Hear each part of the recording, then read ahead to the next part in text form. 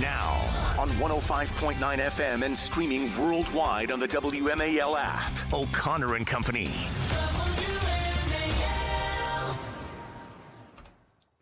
8:07 now on this Friday, the third day of the government shutdown here in your nation's capital. And will the director of OMB decide to issue pink slips instead of just that cushy little furlough that federal workers have always gotten? Well, we'll ask Representative Mike Haradopoulos about that coming up in 30 minutes. In the meantime, I'm Larry O'Connor alongside Patrice Onwuka.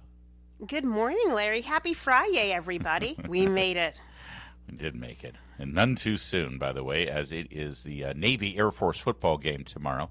Things are going to be quite exciting in Annapolis. It's the first game of the Commander-in-Chief's Trophy, won by the Navy last year, by the way, after they trounced Army in the Army-Navy game. I say that only because we have an Army veteran joining us now, Jim Hanson, president of Security Studies Group. Although since he didn't go to West Point, like most Army officers, he doesn't care about the Army-Navy game. Jim, thanks for joining us. Good to talk to you, sir. Good to be with you, Larry and Patrice. We saw it yesterday, a horrific terrorist attack in Manchester, England. You can't make it up. The murderer's name was Jihad. That was literally his name. He drove into the front of a synagogue, took out a knife, and started stabbing people indiscriminately. And it sure seems like this is a direct result of the changing face of Western civilization as seen in Western Europe, and most specifically recently in England. What do you make of this, Jim? What should we learn from it? Yeah, no, I think you're exactly right. I think England is the canary in the coal mine for the complete failure of assimilation of immigrant populations. You know, I mean, that used to be the thing. We started in America, we had a melting pot, and then they turned it into, I think, a tossed salad. And now, you know, we have complete separation and everyone's supposed to be different. In England, they did even worse. I guess they had such a meltdown from their imperial days that Islam means submission, and they took that seriously. They imported a Muslim population and let them essentially take over the country. And I think it's horrifying to watch. You know, England's become self-loathing. They hate their own culture. And so when the Hamas mob started going crazy, they said, well, we're so sorry you're angry at Israel. What would you like to do? You know, what can we do to help you? And now we see the result of that.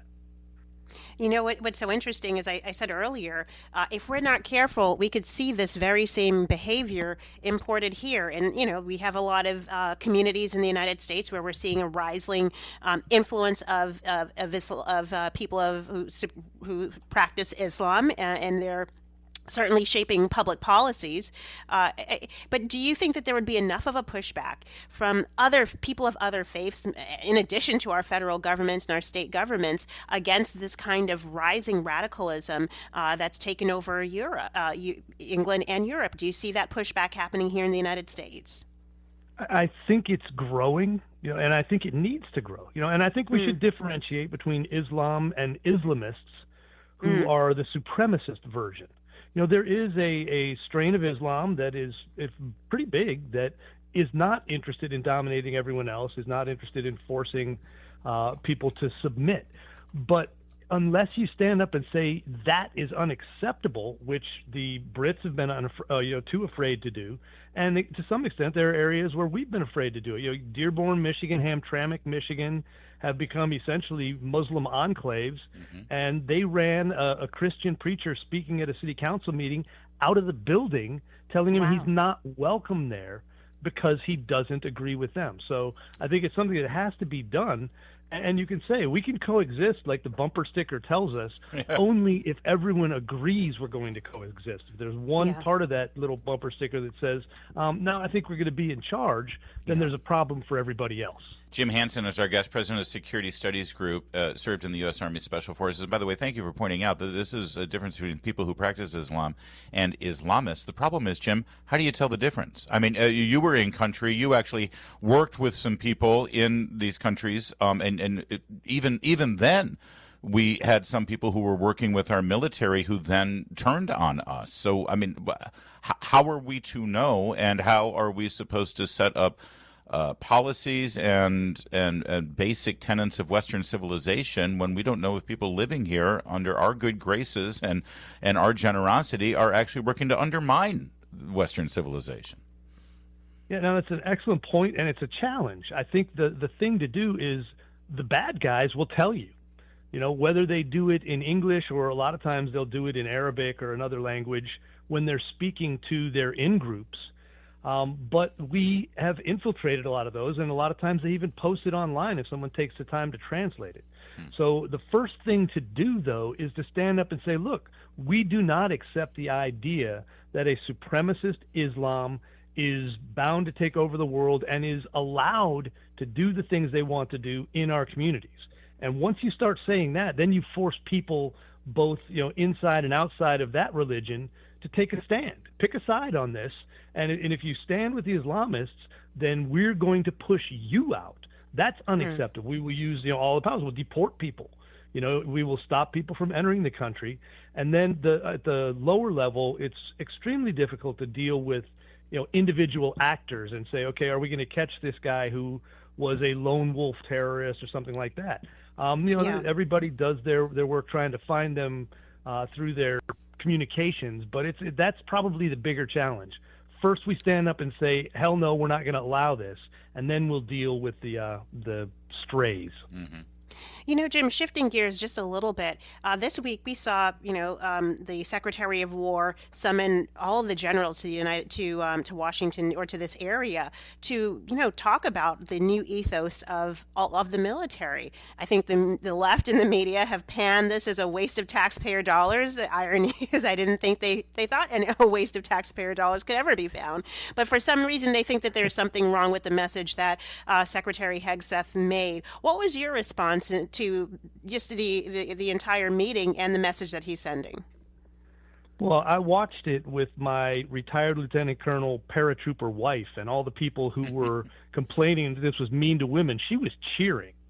Wow. Because she has always wanted one standard. She has never believed that women should get a lessened chance. If they can't meet the standards for a particular job, they shouldn't have it. We should never have allowed that. So she was 100% in favor of that. I was 100% in favor of Pete standing up and saying, our days of being a social engineering lab for the woke left are over. Your job is to create war fighters and to, crush our enemy and see them driven before us. And anything that does not relate to that is not your business. Our business is creating fighters. And I think it was beautiful.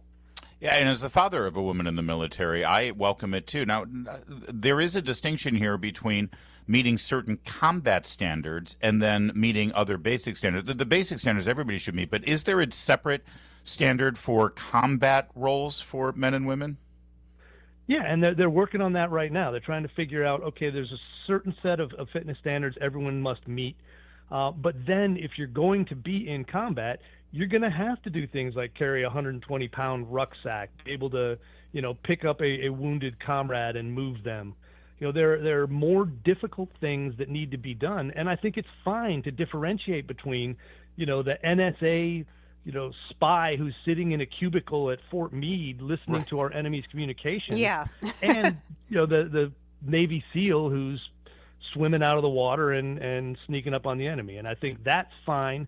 Anyone who can meet the higher standard can work in those roles, which is what Secretary Hegseth said.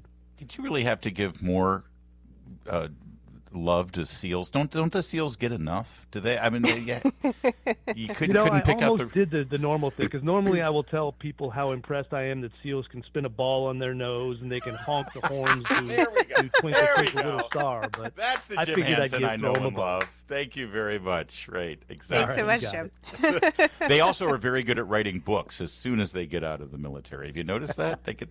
Every SEAL is working on a book, it seems. Most of them are pretty good. It's 8:15.